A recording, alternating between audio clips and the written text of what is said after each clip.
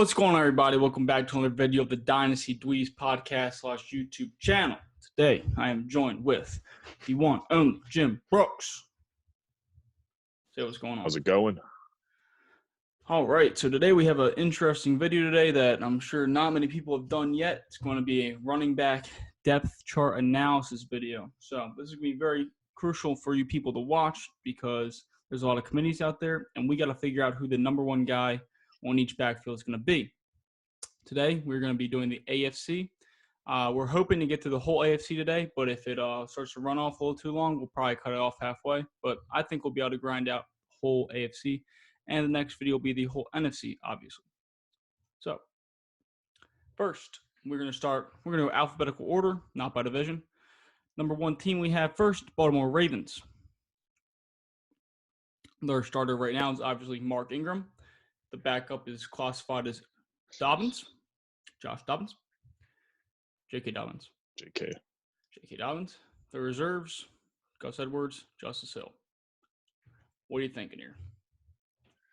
So Mark Ingram's probably got the majority of the carries again this year, probably coming down a little bit from last year. Dobbins is probably going to become the guy in the coming years for the Ravens. Yeah, so I guess let's look at this as we'll go. So when we each go through each team, we'll go what it's going to be like this year, and then we'll say for future. So what do you think the split will be this year between Mark Ingram, Dobbins, Edwards, and Hill? I want to say Justice Hill is going to be basically very limited how he was last year. If I was going to give it just like, I'd like to say Mark Ingram's going to get probably 60 to 65%, upwards of 70% of the carries still. Maybe that's too high even. I think he's over 50% at least. So yes. All right. I'll go with 60, 20. Okay, so 60 Mark Ingram, 20% Dobbins, 10 and 10 for Edwards and Hill, give or take, as a split. Yeah, I don't know. For me, let's say I'm gonna say Mark Ingram's above 50. I'm just gonna do rough estimates. So let's say they keep Edwards. I think Edwards outcarries Dobbins if they keep him. Because why are they keeping him if they're not gonna have him outcarry Dobbins? That's like the problem there, right?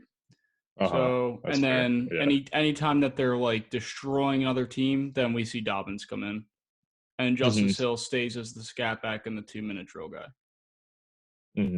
But I'm gonna say I don't know what Mark Ingram's contract is, but I think it was a 2-year deal. I believe it's pretty sure 2 too. Okay, so then I think I think they're gonna hold Gus Edwards because they're not gonna be set on Dobbins like being the guy. So maybe Gus Edwards could still have the job for the next couple. Never really know. This could be a committee the next couple of years. Still, I don't see why not. Gus Edwards is a great player. It could just be Gus Edwards, Dobbins, and Hill. I mean, I would like to see I would love to see it just be Dobbins, the 3-down guy, but we're probably not going to get that. No. All right, I'm pretty satisfied with that. Buffalo Bills, a little more of an interesting situation. The Ravens, not as good as a running team. Devin Singletary is still listed as a starter, obviously. Zach Moss, and then the backups, we'll just say TJ Yeldon. He's pretty much the only relevant. I think at the beginning, Yeldon might be the number 2 guy over Moss, just as a veteran. Kind of what you would see last year with how the Rams had Gurley and then Malcolm Brown over Darrell Henderson. Yeah, I guess the problem for me is that none of these guys are like clear-cut, like 3-down backs. Number ones. Yeah, it's going to be like pretty hard. Like we saw Singletary, like he was still pretty good last year, and they found a lot of different ways to use him out of the backfield, and he's still an efficient runner. It's just what's the split going to be between Singletary and Moss? And is Singletary going to get the red zone? Who's going to get the red zone carries? It's like, and Josh Allen still does run the ball in the end zone from time to time. So I don't know. What do you think? Really started kind of. Singletary really got as the season progressed last year, he really started finding a bunch of not targets, touches. Yes, but do you think it's be like a 60-40 between Singletary and Moss and completely phase out Yeldon or like by midseason? Um, I think you know, Singletary's still the guy to own in Dynasty for this I think you could backfield. get an even share for both of them. It's just kind of who ends up outclassing the other. If one gets hurt, the other one steps in and becomes the guy. It's I mean, really not bad to hold either player. we could see an Atlanta Falcon, Devontae Freeman, and Tevin Coleman kind of thing. Mm-hmm. It could work. Ito Smith in there, yeah. It could work. It's just, I don't know. I'm not very excited about a I'd lot of be players high on there. Singletary if Moss. Wasn't If there? Singletary wasn't there, I'd be high on Moss. If Moss wasn't there, I'd be high on Singletary. If one of them gets hurt, you got a really good back for fantasy this year. Mm-hmm. All right, moving on. This will be a short one. We got the Cincinnati Bengals. Joe Mixon, obviously the starter, and then Giovanni Bernard is the backup. Now talking about the reserves for this one, because Bernard has been proven to be the backup no matter what when Mixon is out. Yep. So Mixon, he's a 3-down back in Cincinnati. Anything else to add? No, I mean, if you look at the back half of the season for Joe Mixon, starting from honestly the whole way, I mean, early on, he wasn't getting as many attempts per game, but then the second half of the season kicked, and he had in week 11, 15 attempts, 18, 19, and then 21 plus in the rest of like the 7 games he played. I mean, he gets a lot of carries per game. Yeah, and he can get receptions also. He's no joke in that. Mm-hmm. But yeah, if you got Joe Mixon, don't worry, he's your clear cut RB1 on the Bengals. All right, moving to the Cleveland Browns. Sure, fucking hope so. Nick Chubb, Kareem Hunt, and then we'll talk reserves. We got Dontrell Hilliard. Not a big deal to me. So Nick Chubb and Kareem Hunt. Kareem Hunt assumed some sort of role last year. We'll see him third down, but he became a receiving back. Yeah. He wasn't really taking a whole lot of the carries. He was just collecting a lot of passes. Yeah, the thing is, to me though, like we all know that he is like a 3-down back. So I don't know if they're like, will they completely just keep him third down, or is that a waste of his talent? Like, if Nick Chubb's cold, you're gonna put Hunt in there, and they could roll with the hot hand in Cleveland. You know, of course they could. I mean, you could also see Kareem Hunt being played as a receiver, somewhat in the slot. Sure. Move Jarvis over. I don't know. It's tricky. I mean, Nick Chubb's still my clear cut. Like, he's an RB10. I mean, he's in my top 10 RBs still. It's just, I think with Kareem Hunt's past issues, they're not exactly trying to just kind of make him the face, the number one guy. Like, you still want to reward the guy he's been a good boy, you know. Nick Chubb is a grinder of a player.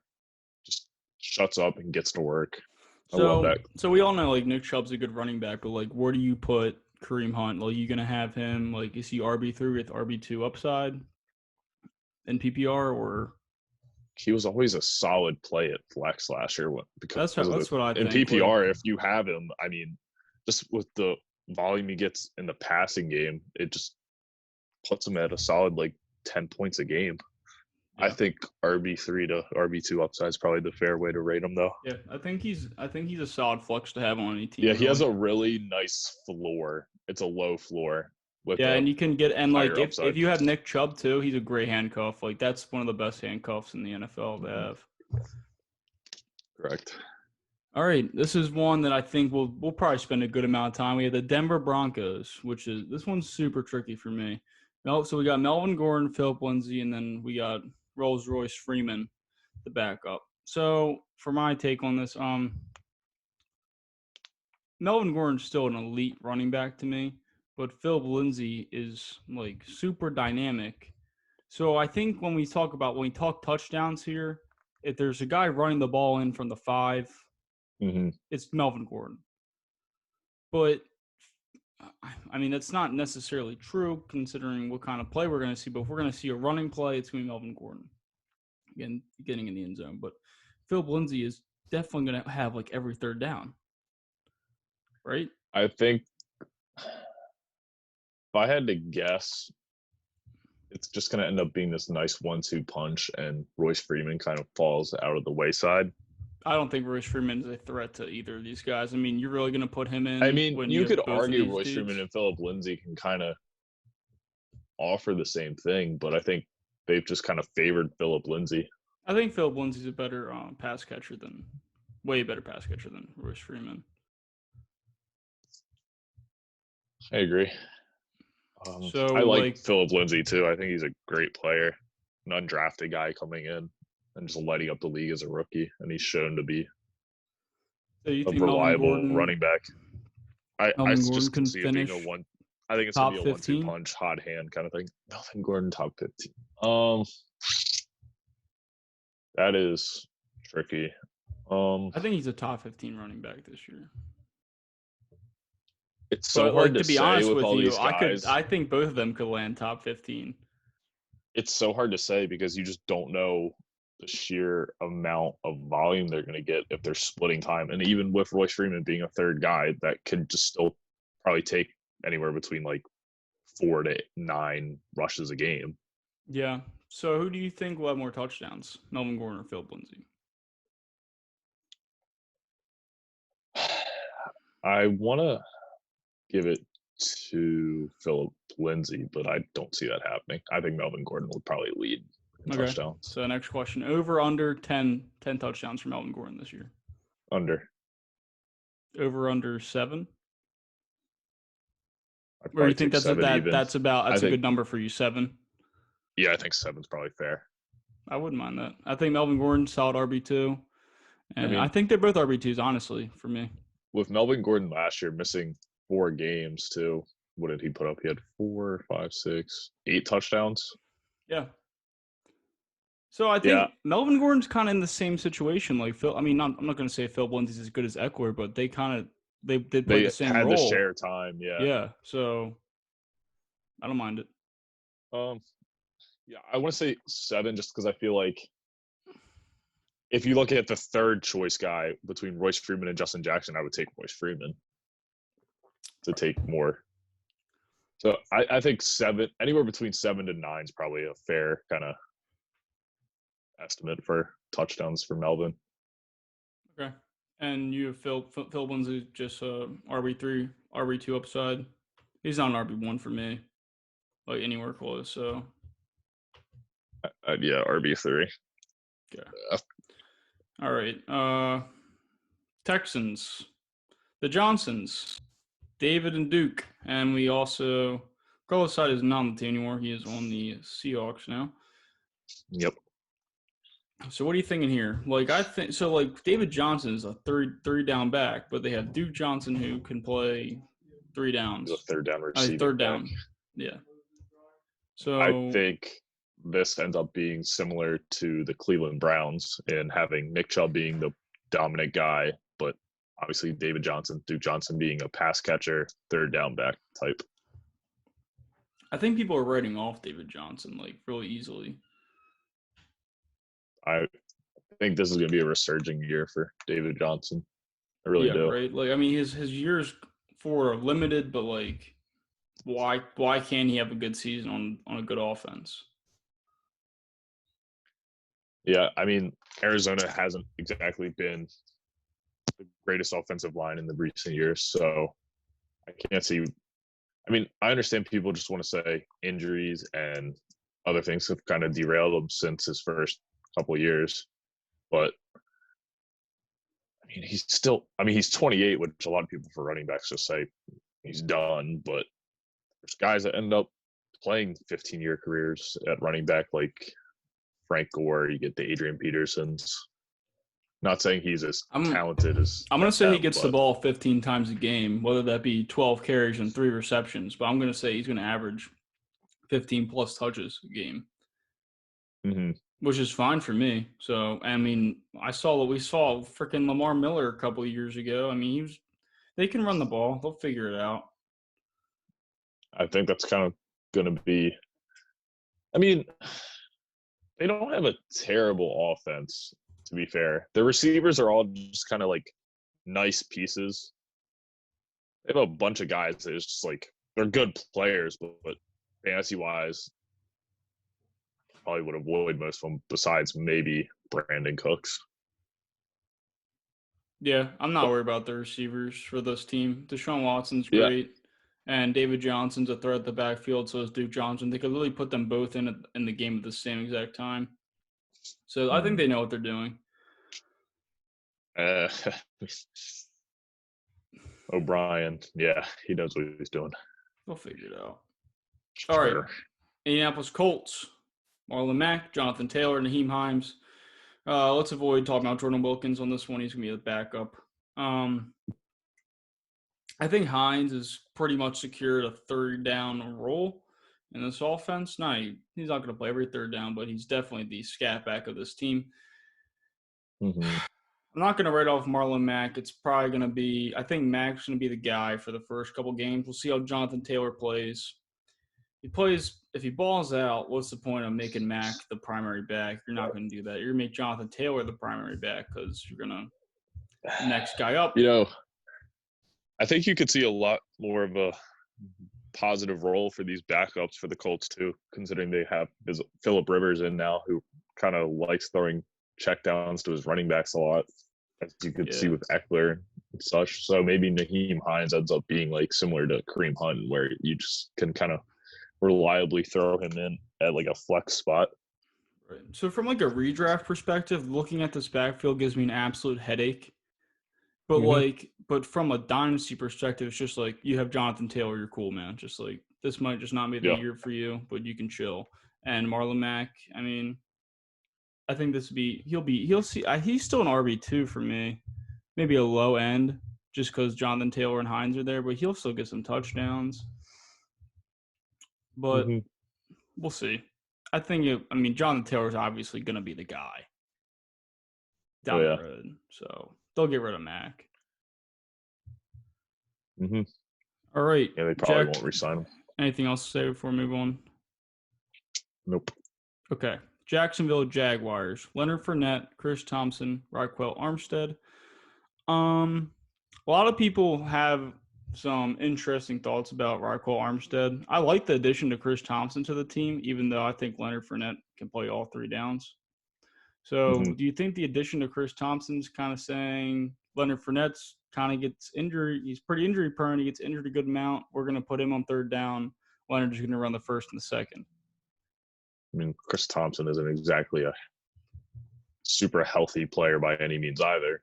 I know. But I think this is actually a really good year for Leonard Fournette. Yeah, me too. I think he didn't have that bad of a year last year. I think he's going to have. Yeah, I can really expect him to have another good year. I think he'll be a bright spot of this team. Chris Thompson could just be Chris Thompson could just be a depth piece, really. Yeah. Redskins didn't really need him anymore, so it's just another guy to have in the room. Yeah, for me, it's Leonard Fournette, all three downs, and then when Fournette's when he's up, they might move on to Raquel Armstead. They'll see his stats, what's going on. But if you have Leonard Fournette, I'm happy with him. I think Raquel Armstead is definitely a good handcuff, though, for you to have. Yeah, 100%. Yeah, I like Leonard Fournette this year. I really do. Yep, I'd say he's top 15 running back. I'm not going to put him in the top 10, but I'll put him top 15 for the year, not from a complete dynasty perspective. Okay, Kansas City Chiefs. So all you people blowing CEH, this is for you. The starter is still Damian Williams, and then CEH is the backup, and then we got Darwin Thompson. Okay, let's pump the brakes, right? Let's pump the brakes on CEH a little bit. The dude hasn't played a game. I understand the hype. He's playing with Pat Mahomes. We got Tyreek Hill, Travis Kelce. We got a bunch of weapons on this team, and he looks like the most dynamic opportunity since for a while, right? Like it's pretty much like if they drafted a receiver, everybody like, oh, he's going to be the best receiver out of the class, all this. So, like, what do you think? Are we going to just write off Damian Williams? They gave him a contract because he played really good in the Super Bowl. So, do we write off Damian Williams and just move on with CEH, or we see like a 50-50 split or less? I think this is going to be something where Damian Williams still kind of gets the majority of the carries early on in the season. And if CEH impresses, he becomes that starting running back. But he doesn't come in instantly and just blow things out of the water, I feel like. Unless he just, depending on how the summer goes and if everything kind of goes as planned, as in starting on time. I just don't want to say CEH is just automatically going to be a great player because he's on a high-powered offense. Yeah, that's what I'm saying. Like, he could be bad in the NFL. It happens. Like, just because you have a good year, like, you might not come out being like all that your first year in the NFL. You don't know. You don't always click with all the players you're with. I mean, just because he's on the Chiefs, that's why we have him so high. Like, he could post but then up again, tons it's just of kind of like, points. but if you look at Damian Williams, does he end up being a top 15 running back anyway because he's on the Chiefs? That's what I'm saying, right? That's exactly. That's because you're thing. on the team doesn't mean you're necessarily going to end up contributing and being a top 15 running back. That's my problem with it, right? Damian Williams, everyone's not super high on him, but super high up. CH probably is a more skillful player, obviously, than Damian Williams. Like, he's got a lot more upside, but we'll see. I mean, I'm not going to say CH isn't worth a pick in your dynasty draft. He definitely 100% is worth your pick. But he's been going 101 in a lot of these rookie drafts. But I'm just saying, let's pump the brakes just a tad. Okay, he's not the godsend fantasy player that everyone's going to say. It's not like he's Saquon Barkley coming out of college where you just automatically know he's going to be a great player. Exactly. All right. Los Angeles Chargers. Austin Eckler, Justin Jackson, and they drafted Joshua Kelly. So I'm going to say Eckler. I'm going to say he's going to keep a 3-down role this year. I think Eckler is going to be a borderline top 5 running back for this fantasy year. Yeah, right. I mean, you're not worried about the skill, right? You're worried about the quarterback play. Yeah. Okay. If you just kind of keep giving checkdowns to him, he can just rack up points for you. Yep. He is definitely I'd say he's I put him top 10 like for this year. I put him top 10 for like PPR for sure. Do you think he's going to end up re-signing with the Chargers though? Yeah. He already got a deal. Did he? Yeah, he already had it. He already got his deal. Oh, okay. Yeah, he did a couple months ago. Never mind. You're right. Yeah, he already got his deal. Justin Jackson, I think, is more of a relief back, and then I don't think we're gonna say much about Joshua Kelly here. This is Eckler's backfield. Oh yeah, just another guy to have in there. Maybe he ends up impressing and take Justin Jackson's role as the backup, but I think Eckler remains the dominant workhorse guy. Yeah, I also feel more comfortable with Tyrod in here. Yeah, there's a lot of times Eckler doesn't really get. Yeah, at least for the meanwhile, it'll be him in the first year. Eckler doesn't always exactly get a crazy amount of rushes or even have great yards per carry. In a lot of his games, he ends up having anywhere between 3.5 and less, which is kind of scary, but that's where he just makes up with it when the target he gets in the backfield. He's just so good, like wheel routes out of the back. Like, it's just insane. All right. Next up, you don't have anything else to say about the Chargers, do you? Nah, it's Eckler's. Next up, this is going to be a short one. It's Josh Jacobs, right? Josh Jacobs. He's going to be 3-down back eventually. Anything to say? No, Okay. it's Josh Jacobs' Yeah, team. it's Josh Jacobs. He's the best player on the team, also. So I mean, maybe you have the rookie Lynn Bowden do something. I'm not exactly I hope they threatened just by him, keep though. it. For the love of God, just please keep Yeah, Josh Jacobs. I love seeing workhorse backs, and I Yeah. think Josh Jacobs is in prime position to. If he can do it all, just keep him doing it all. As long as he can stay healthy. I mean, he can play with these injuries. We've obviously seen this last year, but that's not exactly good for his long-term longevity. All right, so the last couple we have here, we have some actual we got some debates, some fun ones.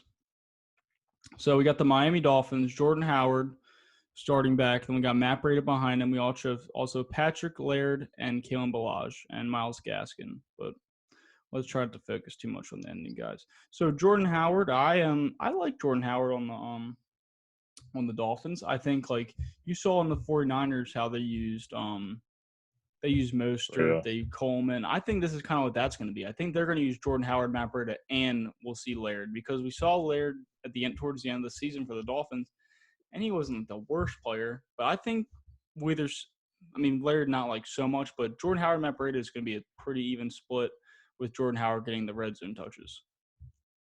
Mm-hmm. This is just somewhere I'm going to end up not really wanting to touch drafting. Dude, I love Jordan Howard as a flex play. Like, pick him up like late, and he's kind of like you just put him in there. Hope he gets a touchdown. I just not really high on Ballage anymore after last year. He didn't. Dude, really we're not talking about Ballage. Let's not talk about Ballage. Know. He's terrible. You're right, but Howard and Breida, man, what do you think? Which one's better for fantasy purposes, not as a player? I feel like they're about even, honestly. And this is also I see it. Matt Breida does get hurt quite often, so I'm saying Jordan Howard remains starter for the year. If Matt Breida gets hurt, Patrick Laird steps in that Jordan position. Howard also have the injury last year where he had the stinger? And he missed half the season because of it. Yes, because of a stinger. I know. Well, yeah, they actually do have two kind of softer guys, so it'll be interesting. I mean, I love the Dolphins this year. It's gonna be fun to watch. Yeah, Brian Flores has really got a nice team coming forward. Defensively, they're going to look strong. I feel like offensively, can they put it together, though? So Jordan Howard or Matt Breida, either of those in your top 30 will finish in your top 30 for you this year? Just this year coming up. Top 30? Yeah, I think they can make top 30, but I think they're both RB3s with upside every single game. Yeah, that's probably about even low end RB2s, right? I mean, maybe Jordan Howard more because of I guess you go either way. Matt Breida is more dynamic, and then Jordan Howard is probably going to get you the touchdown. So I think it would be pretty extraordinary for any of those two to really end up over top 20. Like, I feel like 21 to 30 is kind of where their high is going to be. Yeah, but I wouldn't mind starting these guys in certain matchups for sure. So yeah. All right, Patriots. So big Sony Michel, James White, Sexy Rexy Burkhead, Damian Harris, Brandon Bolden. Talk about a headache. We got one here, man. I don't know where to go. I'd say Sony Michel. You know, you can start this one, dude. I don't know what to say. This team is all over the place now. I don't know the direction that they're trying to take. I think James White has like the safest floor, right? Like, you know what James White does on the team. Yeah, he's a nice receiving back. But we don't know about Sony. Would you be going after Sony right now because of this? Like, you don't like you're kind of picking up a wild card here. Like, he could end up still being like a decent back, and I think he's gonna have a really good amount of carries. It's just, can he produce? Yeah, he hasn't exactly put up fantastic numbers yet. I guess what we also have to think about is how often, like, are the Patriots actually going to be bad? Like, let's just say they're wrong with Stidham right now. Like, like Sim's gonna be the starter for the year. Let's just say that happens. Like, do you think they'll be behind more games than most? And if that's the case, it's James White all day. Then Sony's not even gonna be in the game, you know. Mm-hmm. So, I don't know how to feel about the Patriots. It's just this uncertain feeling that you haven't felt for 20 years yeah, watching the right. Patriots. I got Sony RB3 upside, James White low end RB2 with upside in PPR. Sony Michel can get upgraded in standard. I think James White is going to be RB2 at the ceiling, with most likely being an RB3, and Sony Michel kind of falling further. I mean, you could argue Sony Michel's also in that RB3 category. I think Sony Michel is going to be an RB3. I don't see him pushing the RB2. We're calling them RB3s, but I really think they're both great players to be owning right now on your bench. For me, at least, I love the upside, man. I just don't know. This could be one of the first years we see the Patriots being like 8-8 or worse. 8-8's not that bad. I mean, for Patriots. All right. Okay. Jets. Basically used to 11-5 or better. Jets. Jets. Le'Veon Bell is the starter. Frank Gore's back up, and they drafted Perrine. Am I correct? Mm-hmm. What's his first name? I forget. Michael. Okay. So, everyone's going to hate Le'Veon Bell because Frank Gore is here, and they hated him last year anyways. Let me tell you something. Let's not write off Le'Veon Bell. I'm worried about Frank Gore. Let's not write off Le'Veon Bell yet, okay? If this man can ball out a first couple games and show that like he still got it, it's gonna be the Le'Veon Bell show, and that's it. Because he's a 3-down guy, he does it all. But let's see if Adam Gase can somehow get this guy going again. We know what he can do.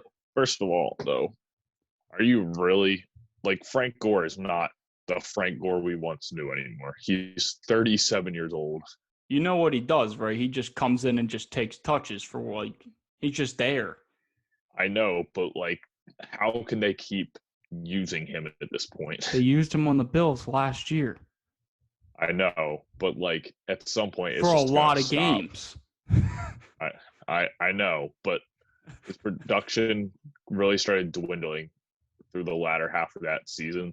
Dude, it's like, okay, you're going to put, like, here's the thing, right? You're going to put Frank Gore in because we got a rookie here, Devin Singletary. We got Le'Veon Bell here. We have a elite, he's not elite anymore, but was elite veteran running back. He knows what he's doing, right? He doesn't need any guidance from Frank Gore. It's a Le'Veon Bell. I think it's an overreaction here that this is a crowded backfield. This isn't a crowded backfield. This is the Le'Veon Bell show. I still like Le'Veon Bell. He's an RB2 with tons of upside. He put like, what do you think? Are you gonna write him off? I mean, this is a guy who was literally a top running back. Yeah. Like, I don't want to just write Le'Veon Bell off of a bad year, but also he's kind of out of favor within the coaching staff. Yeah, I feel that. Which ends up hurting him even more for the fantasy outlook. But I just can't imagine them giving him all that money to not utilize him. Same. And saying, here, let's have Frank Gore. No, that would piss me off so much. If I'm a Le'Veon Bell owner and I see Frank Gore like take one snap, I think I'd be like, dude, does anyone want Le'Veon Bell? I can't stand to watch this. Like, how mad would you be if you're a Le'Veon Bell owner and you see Frank Gore running in a touchdown from the 1? I'd be pretty pissed off, I'd be honest. 7 years ago now, but Frank Gore at 37, yeah, it's time to get him out of there. If he wants to be a great locker room guy, veteran, and teach these young guys, sure. I mean, maybe that's what they're doing, dude. They're getting some good guys. They believe in this the Perrine guy, the rookie. I think Perrine's got some value. You can snag him late in your dynasty drafts, and you want to hold on to him. We'll see if Le'Veon Bell and Frank Gore can teach him how to do it. Mm-hmm. Yeah, I think Le'Veon Bell is still going to be the guy here. He has to be. It just doesn't make sense. He has to be the guy. I'm not worried about Frank Gore at all. No. Okay. Pittsburgh Steelers. James Conner, Jalen Samuels, Benny Snell, and of course, they drafted Anthony McFarland this year from Maryland. I see James Conner getting run into the ground this year since his last year. They're going to use him a lot. He's probably going to – I hate to say, I mean, knock on wood that James Conner doesn't get hurt, but he got hurt a lot last year. I hope he doesn't, but I think they're going to use him a lot. I'm kind of staying away from – I'm not going to say anything about Jalen Samuels. We know he's like a third down back. That's about it. He can't do anything else. Benny Snell, I think the more conversation to have here is it's Benny Snell or Anthony McFarland for you or neither in the future. What do you think?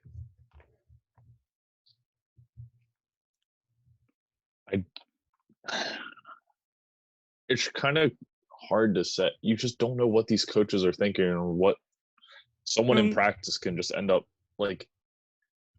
See, everyone's saying it's going to be McFarland, but I mean, when I've watched Benny think Snell everyone play just says that because it's the new shiny toy. That's right. I've seen Benny Snell play games. He's not bad. I mean, he shown to be productive in the games where he got a lot of carries. Yeah. I mean, he had the one game against – I'm looking at his stats. Against Arizona, he had 16 carries for 41 yards. That's 2.6 per carry. That sucks. 3.9 against Cleveland. I remember that game. I started him that week. Tragic. But, I mean, I don't know. The last game of the season last year against Baltimore put up 5.1 yards per carry, 91 yards, a touchdown. I mean, and just because you have a rookie coming in doesn't mean this guy's going into his second year. It doesn't mean he's done for already because a rookie got drafted in like the fucking 4th round. Right. And I mean, we don't have to pick either one necessarily. It could be a committee in Pittsburgh. Yeah, I don't doubt it. But I guess a more important question is like, do you think they'll re-sign James Conner? I mean, if he gets hurt again this year, there's no way, right? Like, there's not a chance. I mean, he's got to show out this year to be re-signed. Yeah, 100%. I think he can with Big Ben. I think he had an unfair season last year. You know, just like Juju. 100%. The whole Steelers kind of had to deal with a bunch of shit last year. I think they'll be resurging as long as players can stay healthy. So James Conner, top 15 back for you? The lower? He's top 15 for me if Big Ben plays every single game this year. I'd put him in RB2 somewhere. I don't know if I'd put him high-end RB2. I'd have to go low-end RB2. I mean, he stays healthy. He can put up the numbers. He's a really talented guy, man. He is, but the injuries just kind of scare you. All right, last team for the AFC, Tennessee Titans. Derrick Henry, and they drafted Evans. Yeah, it's Darrington Evans, right? Yeah. So, the only thing is I think Derrick Henry, they're going to want to give him some relief here and there. But, I mean, Evans doesn't really have any value until Henry's not on the team. So, all Derrick Henry for me, all in on that beast of a man. Yeah, I'm sure he's going to be up in the conversation for leading the league in rushing, maybe even just straight up touches per game too. Yep. I think they're going to try and make sure he's not getting, close to 30 touches a game. But, I mean, hey, man, if it's in the game plan, it's working. They're going to do it. Exactly. So, I mean, he's powerful, and he's shown that he can withstand it. For how long, who knows? It's Derrick Henry all day. Top 10 RB every single year he's playing for me. All right, I think that about wraps it up. I hope we try to clear up some things for you guys. Had any questions about the running back depth charts on the AFC teams? We're gonna pump out that NFC depth chart analysis in a couple of days. maybe sooner than later. Thanks for watching. Don't forget to like and subscribe. Peace.